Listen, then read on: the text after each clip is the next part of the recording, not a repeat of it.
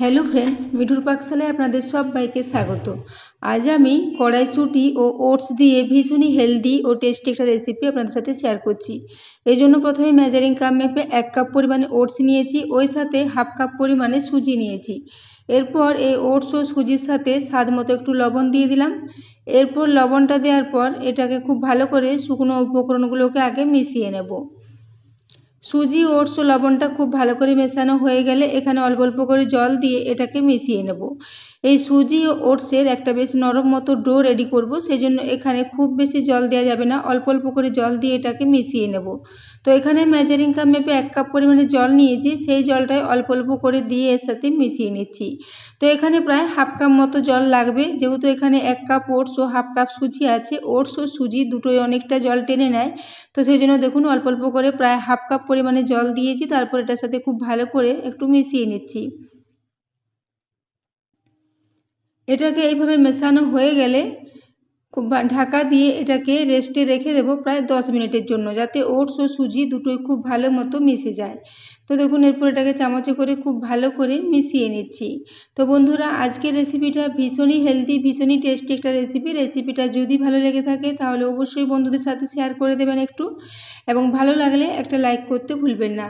তো ওটসটাকে এখন রেস্টে রেখে দিলাম সাইডে। এদিকে গ্যাসে একটা আমি ফ্রাই প্যান বসিয়ে দিয়েছি, তাতে 2 চা চামচ পরিমাণে সরষের তেল নিয়ে নিলাম। সরষের তেলটা গরম হয়ে এলে এখানে হাফ টিস্পুন পরিমাণে গোটা জিরে দিয়েছি, ওই সাথে 1/4 টিস্পুন পরিমাণে একটু হিং দিলাম। এর সাথেই দিয়ে দেবো 2টো কাঁচা লঙ্কা ও হাফ টিস্পুন পরিমাণে গ্রেট করে নেওয়া আদা।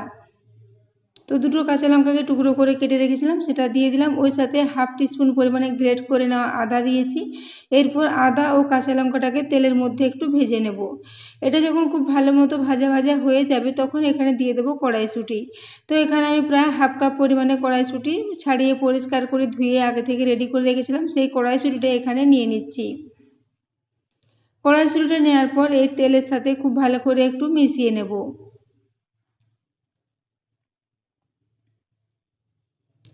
এটাকে প্রায় 1 থেকে 1.5 মিনিট পর্যন্ত একটু মিশিয়ে নিচ্ছি। তারপর এখানে কিছু মশলা দিয়ে দেব।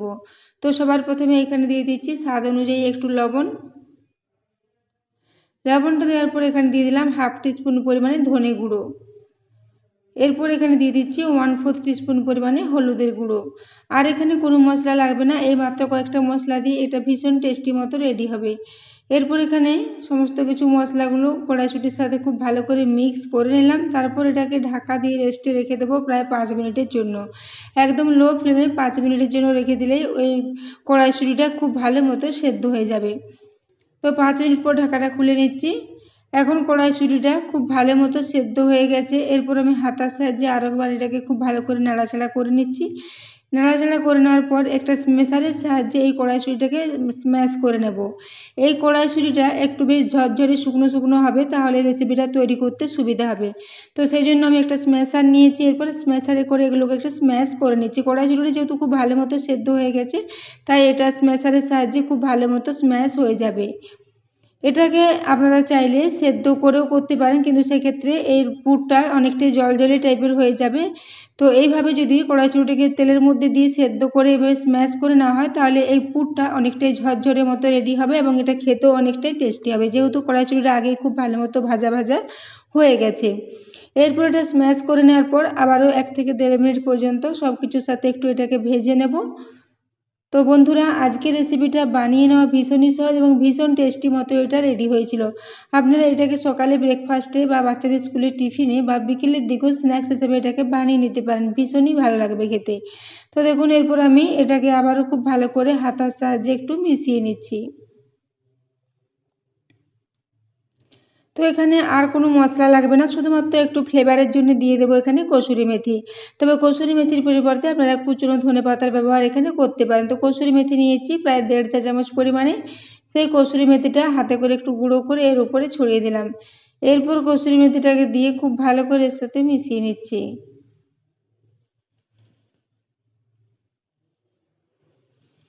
এখন এটা খুব ভালো মতো রেডি হয়ে গেছে এবং দেখেই বুঝতে পারছেন এটা অনেকটাই ঝরঝরে মতো রেডি হয়েছে, একদম শুকনো শুকনো। এরকম শুকনো শুকনো করে পুরটা রেডি করলে এটা খেতে ভীষণই টেস্টি হবে। তো দেখুন এরপর এটাকে রেডি করে নিয়ে সাইডে রেখে দিলাম ঠান্ডা হওয়ার জন্য। এদিকে আমি যে ওটস ও সুজিটা ভিজিয়ে রেখেছিলাম সেটা দেখুন এখন একদম নরম হয়ে গেছে এবং একটা বেশ ডো মতো রেডি হয়ে যাবে এটা দিয়ে। তো এরপর আমি এখানে একটা গাজরের অর্ধেকটা পরিমাণে গাজর নিয়েছি, গাজরটা খোসা ছাড়িয়ে ধুয়ে নিয়েছি, তারপর এটাকে একটু গ্রেটারের সাহায্যে এর সাথে গ্রেট করে দিচ্ছি। এই ডোটার সাথে যদি একটু গাজর দেওয়া হয় তাহলে টেস্টটা ভীষণই ভালো হয়, তবে গাজরের পরিবর্তে এখানে আপনারা পালং শাক কুচিয়েও দিতে পারেন, সেটাও খেতে ভালো লাগবে, কিংবা মেথি শাক দিলেও সেটাও টেস্টি হবে। তো এরপর আমি দেখুন সব কিছুর সাথে এটাকে একটু গ্রেট করে নিলাম, তারপর এটাকে হাতে করে মিশিয়ে নেব। এটা যেহেতু খুব ভালো মতো একটা নরম ডো রেডি করব, সেই জন্য এটাকে হাতে করে খুব ভালো করে ঠেসে ঠেসে একটু মেখে নিচ্ছি। তো দেখুন ডোটা একদম পারফেক্ট মতো রেডি হয়েছে, খুব বেশি নরমও হয়ে যায়নি আবার খুব বেশি শক্তও হয়নি, বেশ একটা মিডিয়াম মতো ডো রেডি হয়েছে। তো এরপর আমি হাতে করে এটাকে খুব ভালো করে একটু মিশিয়ে নিচ্ছি। এইভাবে এটা মিশিয়ে একটা বেশ নরম ডো মতো এটাকে রেডি করে নিচ্ছি। তো বন্ধুরা আজকের রেসিপিটা বাড়িতে অবশ্যই একবার ট্রাই করবেন, এটাকে বাচ্চাদের স্কুলের টিফিনে দিতে পারেন কিংবা সকালের দিকেও এটাকে হেলদি ব্রেকফাস্ট হিসাবে আপনারা ট্রাই করতে পারেন, খেতে ভীষণই ভালো লাগবে। তো দেখুন এরপর আমি এটাকে একটা ডো মতো রেডি করে নিয়েছি।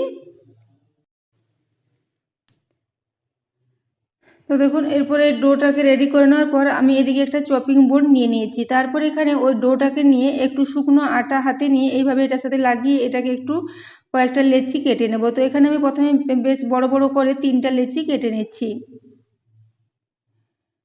শুকনো আটা যদি হাতে লাগিয়ে নেওয়া হয় তাহলে এটা আর হাতে লেগে যাবে না, সেই জন্য এটা একটু শুকনো আটা দিয়ে এভাবে বেলে নেব। তো দেখুন প্রথমে 3টে লেচিকে আগে গোল গোল করে রেডি করে নিচ্ছি, তারপর একটা একটা করে এগুলোকে রেডি করে নেব। তো এখানে 3টে লেচি রেডি করে নেব, 2টো লেচিকে রেখে দেবো আর একটা লেচি প্রথমে এখানে বেলে নেব।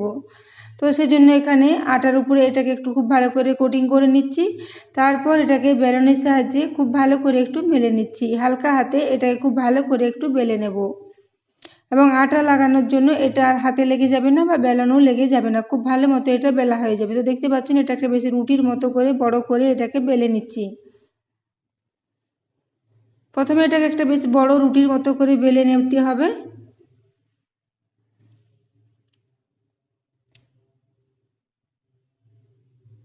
তো দেখতে পাচ্ছেন এইভাবে এটাকে একটু বড় করে বেলে নিয়েছি। এরপর এটা বেলা হয়ে গেলে এখানে একটা ছুরির সাহায্যে চারিদিকটা একটু করে কাট লাগিয়ে নেব। তো দেখুন এটা খুব বেশি পাতলা বা খুব বেশি মোটাও হয়নি, বেশ মিডিয়াম মতো একটা রুটি তৈরি করে নিয়েছি। এরপর একটা ছুরির সাহায্যে সাইডগুলো কেটে এটাকে একটু চৌকো রুটির মতো রেডি করে নেব।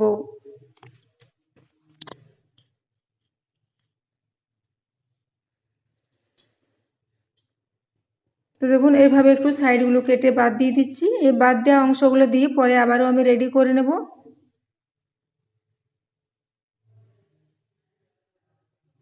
তো দেখুন এইভাবে আমি চারিদিকটা কেটে একটা চৌকো রুটির মতো এটাকে এইভাবে রেডি করে নিচ্ছি। সাইডগুলো একটু কেটে রেখে দিলাম। এরপর এটাকে আবার মাঝ বরাবর একটু কেটে নিতে হবে। তো দেখুন এইভাবে আমি দুটো লম্বা লম্বা করে রুটি বার করে নিয়েছি। এরপর আমি ওই যে কড়াইশুঁটির পুরটা রেডি করে রেখেছি ওই পুরটাকে দেখুন চামচে করে আবার একবার মিশিয়ে নিচ্ছি। এটা এখন পুরোপুরি ঠান্ডা হয়ে গেছে এবং একদমই ঝরঝরে হয়ে গেছে। এরপর এখান থেকে প্রায় 1 থেকে 1.5 চামচ পরিমাণে এই কড়াইশুঁটির পুরটা একটু দিয়ে দিচ্ছি।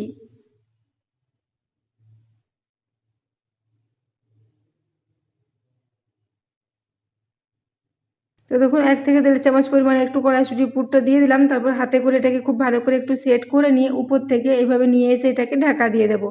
তারপর আঙুলের সাহায্যে একটু চাপ দিয়ে একটার সাথে একটাকে এইভাবে জয়েন্ট করে নেব। যেহেতু এগুলো নরমই আছে সেজন্য শুধুমাত্র হাতে করে এইভাবে একটু চাপ দিলে এটা একটার সাথে একটা লেগে যাবে। এখানে জল দিয়ে বা কোনো কিছু তেল লাগিয়ে এটাকে জয়েন্ট করার কোনো প্রয়োজন নেই। তো দেখতেই পাচ্ছেন এটাকে হাতে করে এইভাবে একটু মুড়ে দিচ্ছি, তাহলে এটা খুব ভালো মতো মোড়া হয়ে যাবে, এটা আর খুলে যাবে না। তো বন্ধুরা এরকম ধরনের রেসিপি আপনারা বাচ্চাদের স্কুল টিফিনে দিতে পারেন, এগুলো ঠান্ডা হওয়ার পর একই রকম থাকবে, একদমই শক্ত হয়ে যাবে না, ভীষণই ভালো থাকবে। তো দেখুন এরপর আমি একটা একটা এইভাবে রেডি করে নিয়েছি। এইভাবে বাকি যে ডো দুটো আছে ওইগুলো থেকে একইভাবে এগুলোকে একটু রেডি করে নেব। এইরকম ধরনের নাস্তা বাচ্চারা ভীষণই পছন্দ করবে এবং ভীষণ হেলদিও বটে, খুবই কম তেল মশলা দিয়ে এটাকে রেডি করা হয়েছে। তো দেখুন এরপর দুটো এখানে রেডি করে নিয়েছি, একটা প্লেটে এরপর তুলে নিচ্ছি। এই একইভাবে সবগুলোকে আগে রেডি করে নেব। তো দেখতে পাচ্ছেন সবগুলোকে একই সাথে রেডি করে নিয়েছি। এরপর আমি গ্যাসে একটা কড়াই বসিয়ে দিয়েছি, তাতে প্রায় 2 চা চামচ পরিমাণে একটু অলিভ অয়েল নিয়ে নিচ্ছি। খুব কম তেলে ভীষণ হেলদিভাবে এটাকে আমি রেডি করেছি। তারপর অলিভ অয়েলটা দেওয়ার পর দেখুন একটুকু কড়ার চারিদিকে এটাকে এইভাবে ছড়িয়ে নিলাম। তেলটা ছড়িয়ে নেওয়ার পর তেলটা যখন খুব ভালো মতো গরম হয়ে আসবে, গ্যাসের ফ্লেমটা এখন মিডিয়ামে করে দিয়েছি। মিডিয়াম ফ্লেমে এখানে একটা একটা করে দিয়ে দিচ্ছি। তো এখানে একেবারে চারটে চারটে করে দুবারে এগুলোকে একটু ভেজে নিতে হবে। তো দেখুন এখানে চারটে দিয়ে দিয়েছি, তারপর এগুলোকে উল্টে নিচ্ছি।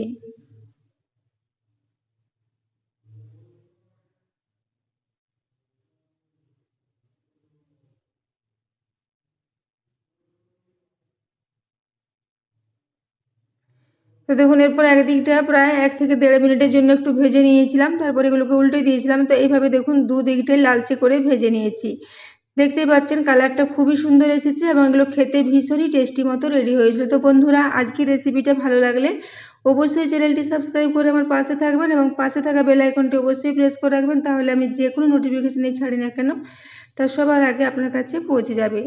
তো দেখুন এরপর আমি এগুলোকে এইভাবে তুলে নিলাম। এইভাবে দু ব্যাচে করে এগুলোকে ভেজে নেব। তো দেখুন দ্বিতীয় ব্যাচে আবারও 4টে একইভাবে ভেজে নিয়েছি, তারপর এগুলোকে নিয়ে একটা প্লেটে সাজিয়ে নিচ্ছি।